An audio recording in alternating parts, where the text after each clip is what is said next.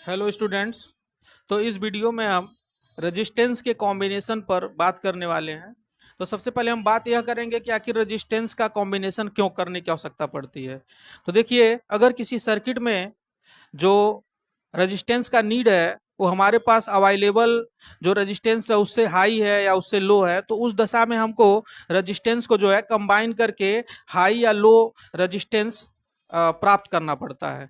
तो रेजिस्टेंस के कॉम्बिनेशन का दो मेन प्रोसेस है। जो फर्स्ट प्रोसेस है वो है सीरीज कॉम्बिनेशन या श्रेणी क्रम संयोजन।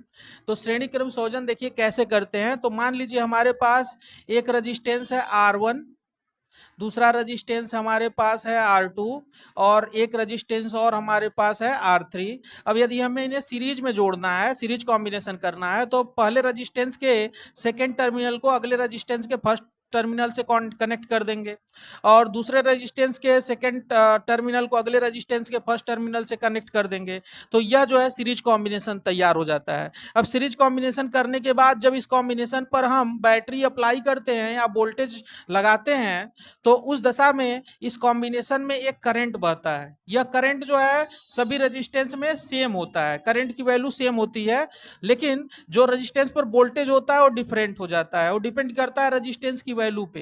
तो ये जो है रेजिस्टेंस पे वोल्टेज का मान अलग अलग है, लेकिन ये जो वोल्टेज है रेजिस्टेंस पे, उन वोल्टेज को यदि हम जोड़ें, ऐड करें उन वोल्टेज को, तो बैटरी द्वारा अप्लाइड वोल्टेज के ही बराबर होगा वो वोल्टेज का सम।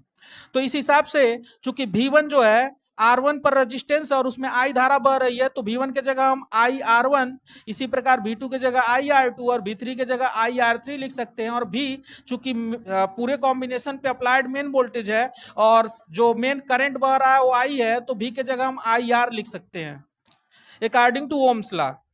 अब इस हिसाब से I दोनों साइड कैंसिल हो जाएगा और हमें प्राप्त होगा R equal to R1 plus R2 plus R3।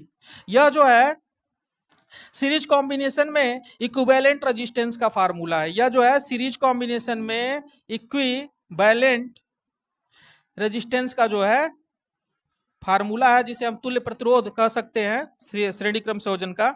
तो इससे पता चल रहा है कि श्रेणी क्रम संयोजन में हम जो है जो हमको तुल्य प्रतिरोध या इक्विवेलेंट रेजिस्टेंस प्राप्त होता है वह जोड़े गए किसी भी रेजिस्टेंस से हाई होता है। यानी जब हमें किसी सर्किट में हाई रेजिस्टेंस की जरूरत पड़ती है तभी हम सीरीज कॉम्बिनेशन करते हैं।